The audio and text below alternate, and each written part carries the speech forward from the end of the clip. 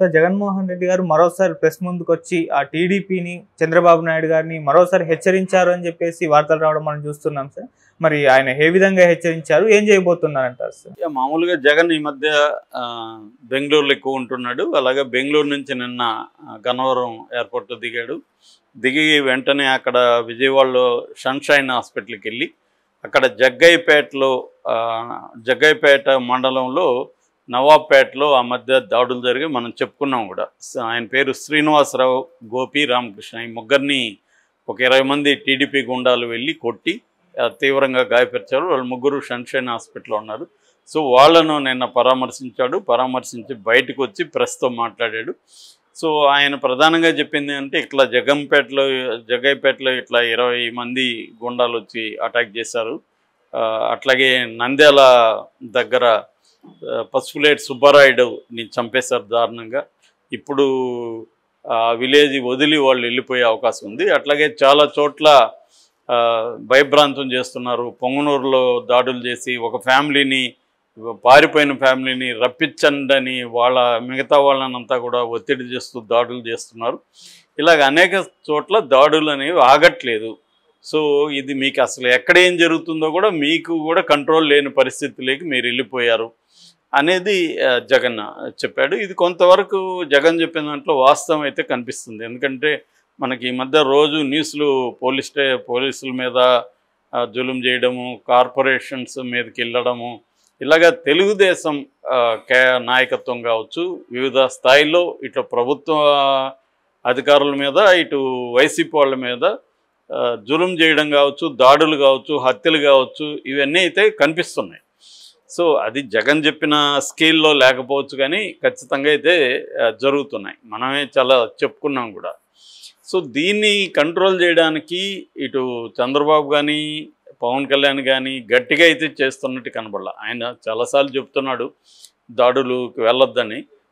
పవన్ కళ్యాణ్ కూడా నాకు వైసీపీ వాళ్ళ పట్ల వ్యతిరేకత లేదు నిన్న కూడా చెప్పాడు. సో మనం రెవెంజ్ చేయొద్దని చెప్పాడు. పవన్ కళ్యాణ్ సీరియస్గా అసలు రాష్ట్ర రాజకీయాలను పక్కన పెట్టేసి తను ఓన్లీ అధికారులతో సమీక్షలు, సమావేశాలు, తన శాఖల వ్యవహారాలు చూసుకోవడం, అడ్మినిస్ట్రేషన్లోకి మునిగిపోయినట్టుగా మనకు కనబడుతుంది. మిగతా అసలు ఏం జరుగుతుందో పట్టించుకోవాలి. కానీ అది కూడా కరెక్ట్ కాదు. ఎందుకంటే పవన్ కళ్యాణ్ బాధ్యత చాలా ఉంది. ఆయన అనేక హామీలు ఇచ్చి వచ్చాడు. ఆ హామీలకు గ్యారంటీ అయ్యాడు. ఒక పక్క హామీలు అమలుకి ఏమీ క్లారిటీ ఇవ్వట్లేదు, రెండో వైపు దాడులు ఇవన్నీ జరుగుతున్నాయి.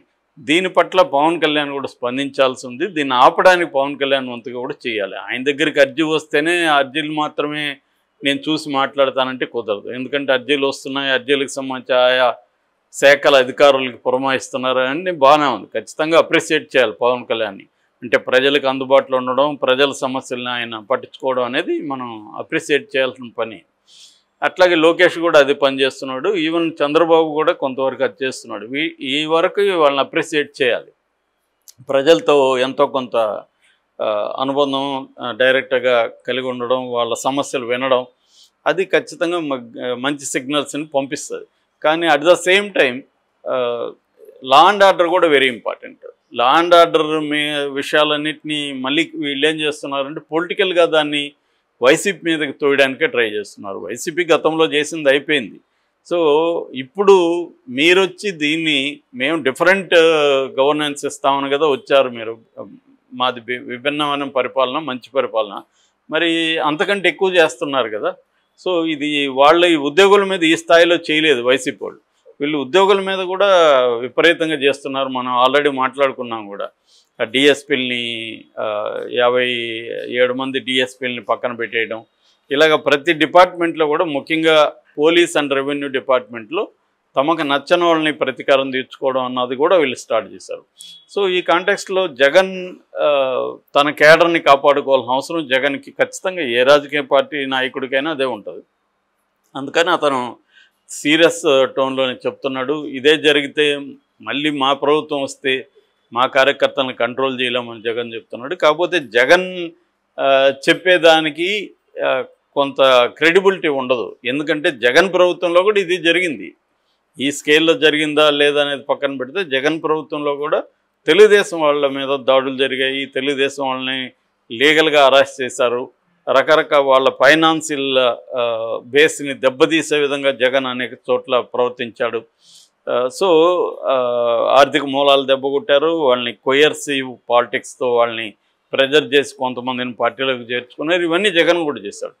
సో ఇది ఇవాళ ఉన్న పొలిటికల్ మోడల్ ఏంటంటే అధికారంలో ఉన్న పార్టీ ప్రతిపక్షాలను భయభ్రాంతాలు చేసి వాళ్ళని పార్టీలోకి చేర్చుకోవాలి అనేది ఇవాళ ఉన్న పొలిటికల్ మోడల్ మన ఇండియాలో. సో ఇదే మోడల్ని ఇప్పుడు తెలుగుదేశం కూడా అమలు చేస్తుంది.